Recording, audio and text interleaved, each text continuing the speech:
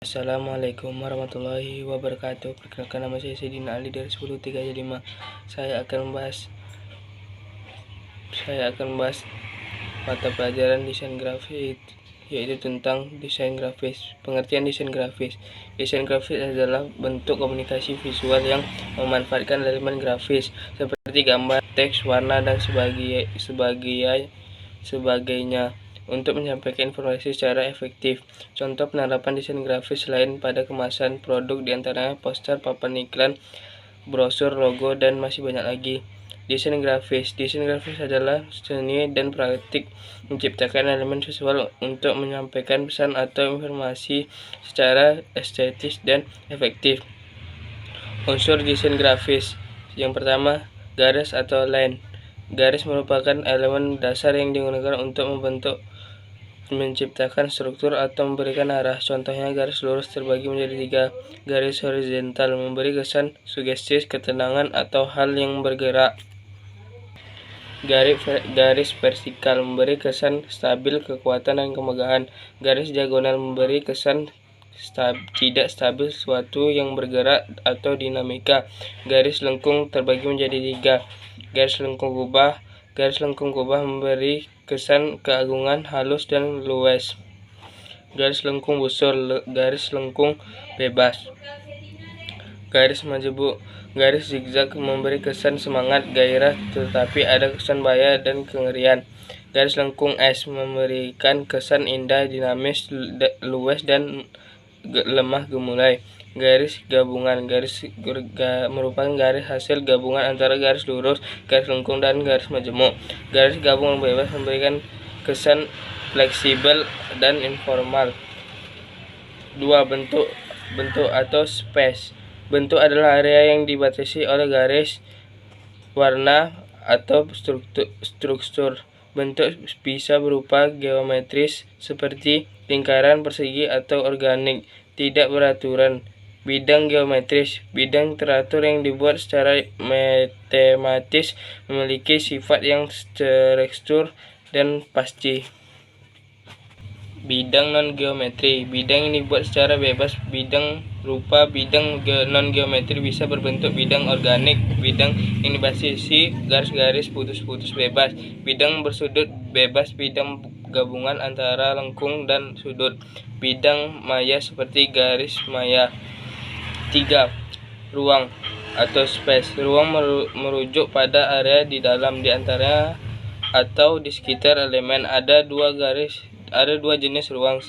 Ruang positif yang ditempati elemen desain, dan ruang negatif, ruang kosong di sekitarnya. 4. Tekstur mengacu pada tampilan atau rasa permukaan suatu elemen. Tekstur dapat bersifat nyata, bisa dirasakan secara fisik, atau visual, hanya terlihat. 5. Warna. Warna adalah elemen penting yang memberi kesan, emosi, suasana, dan identitas visual pada desain. Warna terdiri dari 3 sifat utama, yaitu hue warna dasar, stration intensitas, dan valve kecerahan. Prinsip desain grafis. Keseimbangan. Penjelasan.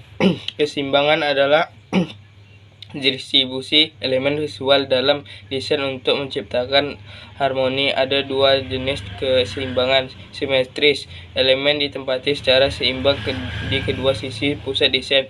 Astereometris, elemen ditempatkan tidak sama tetapi tetap terasa seimbang. Contoh, poster acara formal menggunakan keseimbangan simetris untuk memberikan kesan termoganisir. Desain modern dengan keseimbangan asimetris untuk tampilan yang dinamis dan menarik. 2. Kontras. Kontras adalah perbedaan mencolok antara 2 elemen untuk menciptakan fokus. Kontras biasanya diterapkan pada warna, ukuran, bentuk, atau tekstur. Contoh, teks putih di atas latar belakang hitam untuk meningkatkan keterbacaan.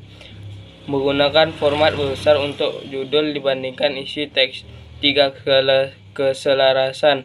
Keselarasan adalah memastikan elemen-elemen dalam desain sejajar untuk menciptakan keteraturan dan kemudahan membaca. Elemen yang selaras memberikan kesan tampilan profesional. Contoh, desain poster dengan teks yang mata kiri untuk keterbacaan. Layout majalah yang menggunakan grid untuk mengatur gambar dan teks. 4. Pengulangan menciptakan konsistensi dan keterpaduan dalam desain. Elemen yang diulang dapat berupa warna, bentuk, pola, atau font. Contoh desain brand dengan warna dan font yang sama di semua media, logo, kartu, nama, dan brosur. Pola garis yang diulang di latar belakang desain. 5. Proporsi adalah hubungan ukuran antara elemen dalam desain. Elemen penting biasanya lebih besar untuk menarik perhatian. Contoh, judul utama yang lebih besar dibandingkan subjudul atau teks pendukung. Gambar produk yang diperbesar dalam poster iklan. 6. Dinamis dan penekanan. Penekanan adalah teknik untuk menonjolkan elemen tertentu agar menjadi pusat perhatian. Elemen ini biasa berbeda dalam warna, ukuran, atau posisi. Contoh, warna merah digunakan pada tombol pesan sekarang untuk menarik perhatian. Gambar besar di tengah poster menjadi fokus utama. 7. Ritme menciptakan pola visual yang berulang sehingga pandangan mata dapat bergerak secara alami di sepanjang desain. Ritme bisa teratur atau konsisten. Progresif, berubah secara bertahap. Contoh, pola garis melengkung pada desain iklan perjalanan untuk memberikan kesan alur yang lembut.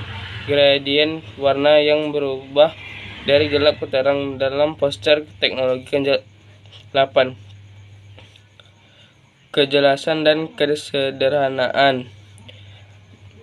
Desain yang sederhana mudah dipahami oleh audiens. Elemen yang tidak penting sebaiknya dihindari untuk mengurangi kekacauan visual.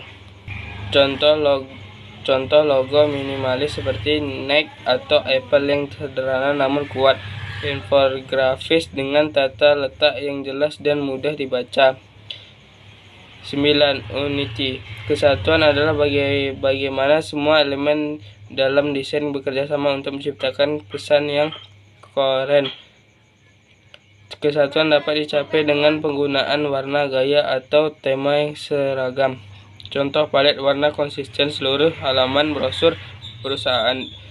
Ilustrasi dan font yang selaras pada desain kemasan produk. 10. Ruang kosong. Ruang kosong adalah area tanpa elemen yang memberi napas dalam desain. White space membantu menonjolkan elemen utama dan menciptakan kesan bersih. Contoh, desain poster minimalis dengan banyak ruang kosong di sekitar teks utama. Website modern yang menggunakan ruang kosong untuk meningkatkan fokus pada konten utama. Sekian dari saya. Terima kasih. Assalamualaikum warahmatullahi wabarakatuh.